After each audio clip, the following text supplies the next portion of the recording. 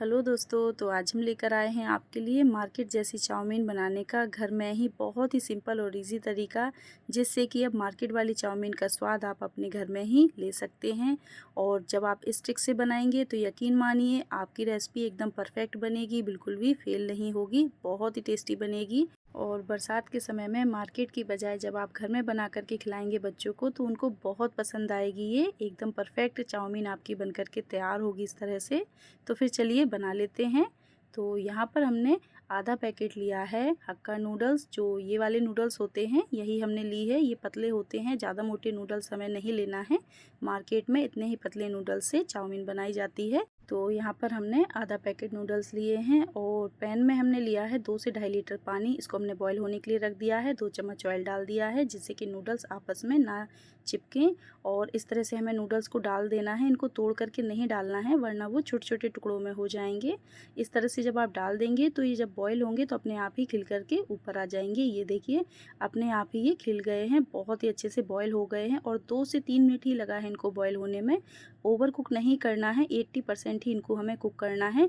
और इस तरह से नूडल्स को उठा करके आप चेक कर लें, जब ये हाथों से दब जाए तब समझ जाइएगा अच्छे से बॉईल हो गया है।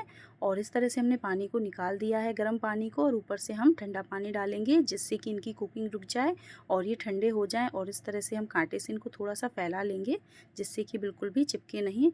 वैसे भी ठंडा पानी डालने के बाद ये बिल्कुल भी नहीं चिपकते हैं और बढ़िया से ये इसी तरह से खिले खिले रहते हैं। तो इस तरह से इनको हमें चारों तरफ से फैला लेना है। तब तक चलिए इसके लिए हम तैयारी कर लेते हैं। तो यहाँ पर हमने कढ़ाई ली है नॉन स्टिक, अगर आपके पास लोहे की कढ़ाई है तो वो आप ले लीजिए। और इस तरह से 2 टेबल स्पून ऑयल डाल करके अच्छे से फैला करके इसको गर्म कर लेंगे। और 8 से 10 लहसुन की कलियों को बारीक चॉप करके डालेंगे। 2 से 3 हरी मिर्च को बारीक कट करके डाल देंगे। गैस की फ्लेम को यहाँ पर हमें हाई रखना है। एक मीडियम साइज़ की प्याज को लंबे लच्छे में कट करके डालेंगे और बढ़िया से इसको हमें सौटे कर लेना है 30 से 40 सेकंड के लिए। फ्लेम को हाई ही रखना है, पूरा प्रोसेस हमें यहाँ पर हाई फ्लेम पर ही करना है। और अब यहाँ पर हमने आधी शिमला मिर्च और आधी गाजर को इस तरह से लंबे लच्छे में काट ली है। इसको भी यहीं पर हम सौटे कर लेंगे क्योंकि इनको पकने में थोड़ा सा समय लगता है। तो इनको हमें क्रंची करना है, ज़्यादा कुक नहीं करना है।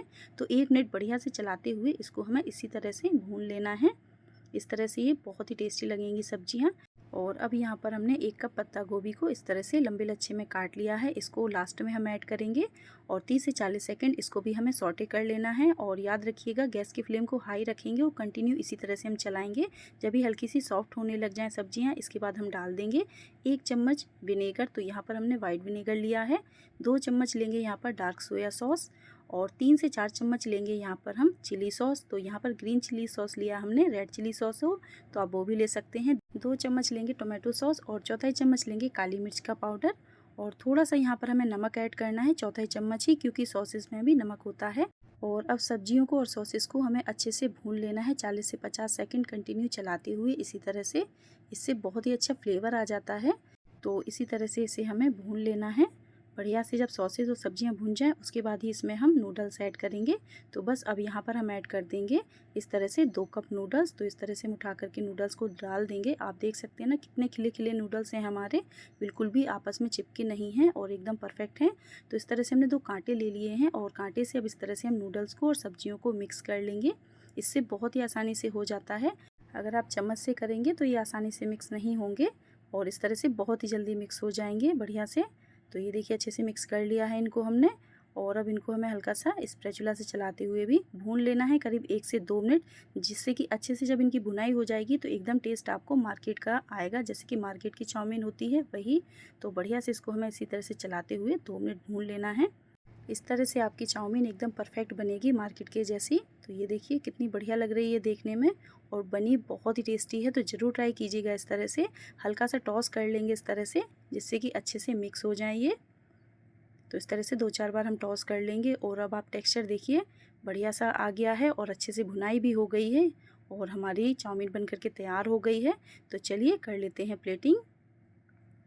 तो ये देखिए जब हम प्लेट में निकाल रहे हैं तो कितनी खिली खिली बनी है, एकदम परफेक्ट चाउमीन हमारी बन करके तैयार हुई है। तो अब आप बच्चों को मार्केट की बजाय घर में ही इस तरह से बना कर के खिलाइएगा, उनको बहुत पसंद आएगी और बच्चे भी कहेंगे कि ये मार्केट से भी ज़्यादा टेस्टी बन कर के तैयार हुई है।